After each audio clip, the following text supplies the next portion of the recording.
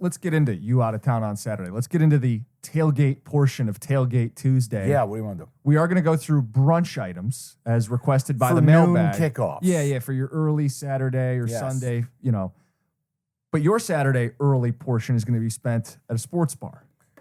Yeah, I'm in New York for the weekend, and our sports bar is still a thing. Yes, they are. Well, I don't find myself at sports bars. It's just not how I watch games. But Saturday, I'm actually thinking of going to a Longhorns alumni bar in Manhattan. Mm-hmm. Class of 02, hook 'em. I'm interested for the experience to see what this is like. You know, when you go to cities like New York or LA or Chicago, you have a lot of these alumni groups. Yep. Well, Texas has alums everywhere. They're hot as a firecracker right now. Multiple bars you could go to on Manhattan Island, and I was interested in taking in a game amongst my people. Hook 'em. I just wanted your take. So sports bars are still a real thing. Yeah, but I think it's situational. Like, you're not going to watch your team at the No. bar, right? But you're going to amp up a big game. I just kind of want to take it all in and see people how watching crazy too, this yeah. is. Yeah.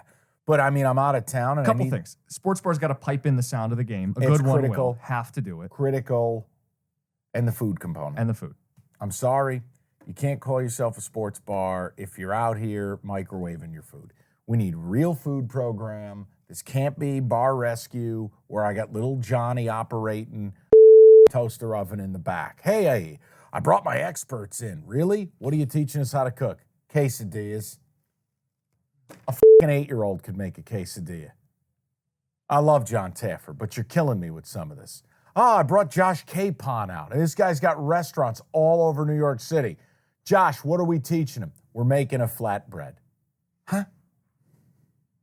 He's putting an Elios pizza in the oven. I see what's going on over here. What are we doing? Keep it going. I'm excited. I've got a Texas zip up. I'm going to be out and about. I'm going to be enjoying my Saturday. I will be watching the Red River Shootout. I think we're going to be doing it amongst our people. Noon kick ABC. I got to take Saturday. a video for you. You have to, please. Well, yeah, it's not for public consumption. No, but I do want to see. If this place is insane, I just want to send it to you. Also, if it goes the way I think it's going to go, can you get some of the sad reaction too at the No. end? No? Okay. No, that's the other reason I want to be with these people is as a gambler, I want to be with like-minded people. I want to be with people who need the Longhorns. Yeah. I don't want to be around people like you. Okay. Now, if I'm sitting and watching a game with you, that's different. Yeah. Not people like you. I'm not accepting a cheap facsimile. I'll sit with my friend. I will not sit with just a common asshole who bet the Sooners. Okay. There won't be any inside that bar. You'll be good. There's no way. No, I'm saying no one would be bold enough. They get thrown out. Come on. That's in bad taste. Yeah, you don't go to a Longhorn bar as a Sooner fan. Go to the Sooner bar, stay at home. Well, there's one where you have to join the Alumni Association to attend. I was actually thinking of joining. Cost money.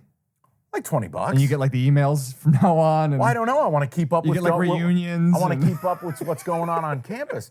I'm making a point if it's the sweetest setup and it's $20 and that's worth it. It's a cover charge. Go in.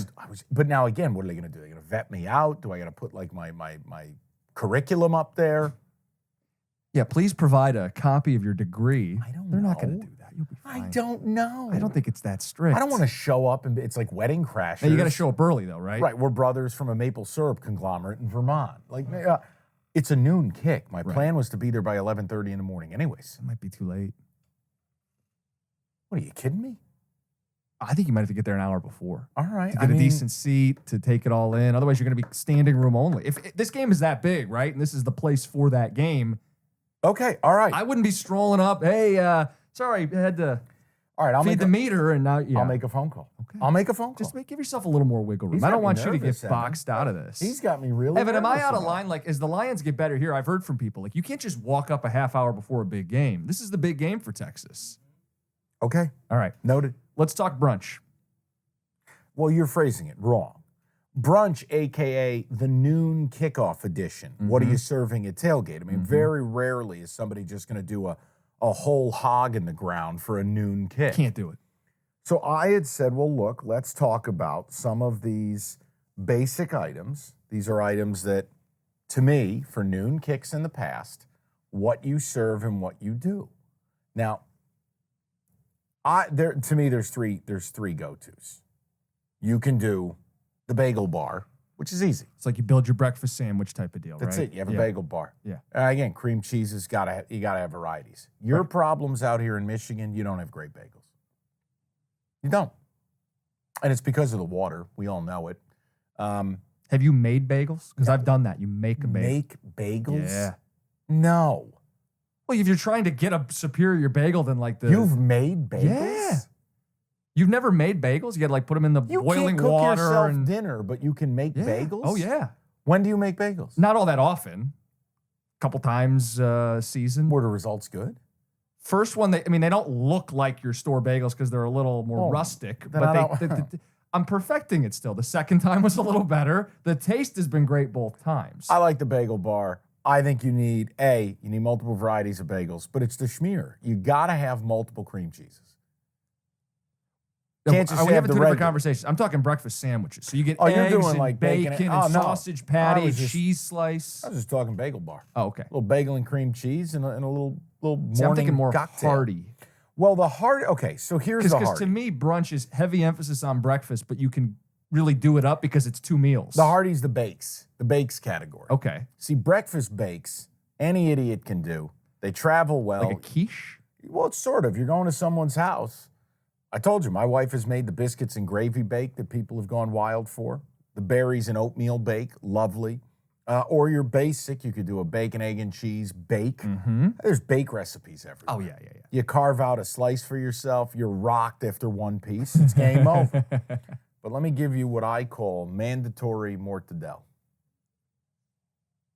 The ultimate brunch kickoff for a football game is a real charcuterie board. It's pickable. Yeah? Pickable. But it's got to be done correctly. So what makes it a good charcuterie board? It can't just, you're not putting out ham, turkey, and cheese. This isn't the all-American sampler. So like mortadella. Mortadella, gabagool, prizatine, provolone, two varieties, the chunk and the slice. You need artichoke hearts. You need red peppers. You need olives. You need a little dish of anchovies. You need good crusty Italian bread. You need the salad component in the middle with a nice fresh dressing. But that's pickable. Mm-hmm. Now it's pickies. I'm able to. This is communal without the dip stuff. That's where everybody's mingling. Because you put the tongs out there. You're not grabbing. Well, you're also not getting in. You take what you're going to eat, and that's it. Now you put a charcuterie board out for a noon kick. It's the equivalent of an endless sub sandwich for your football game. Mm-hmm.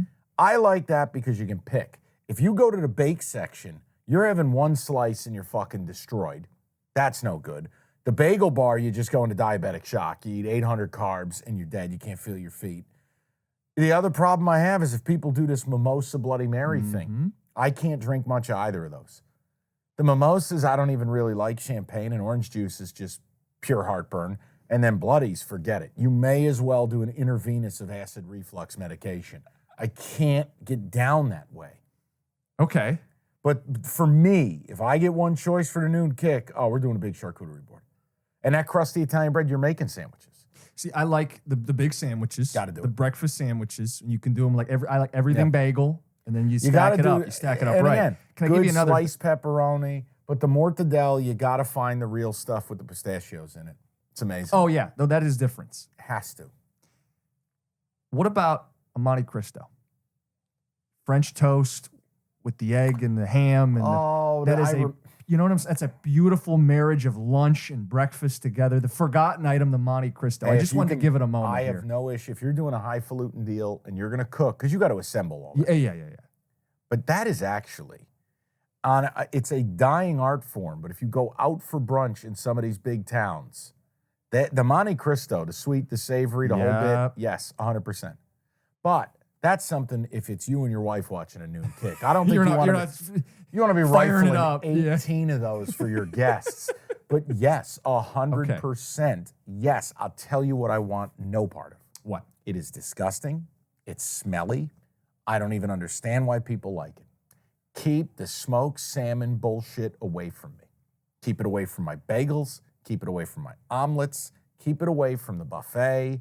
It is something about smoked salmon I want to throw up. I can't handle it. I don't really eat salmon. Even cooked?